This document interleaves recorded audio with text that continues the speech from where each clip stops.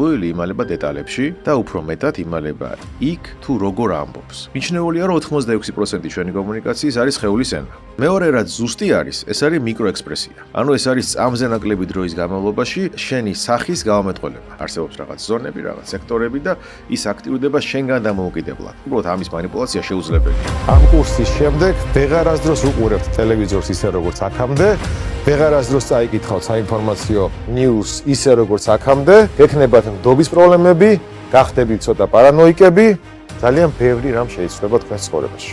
თანახმახართ? ეს არის ერთი ბრძოლის თეატრი.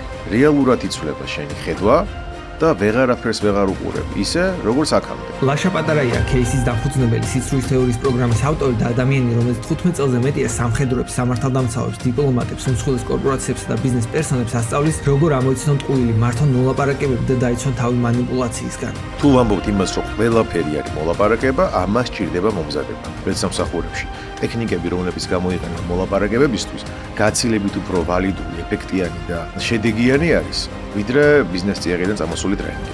იმას, რასაც ამ კურსზე ისწავლით, სხვაგან არსად გაგიზიარებენ.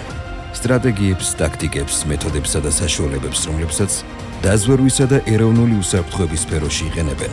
ახლა თქვენი მთავარი იარაღი გახდება საქმიან ურთიერთობებში, რათა აღარასდროს დაკარგოთ სასურველი კარიერული შანსი ან გადამწყვეტი კლიენტი თქვენი ბიზნესისთვის.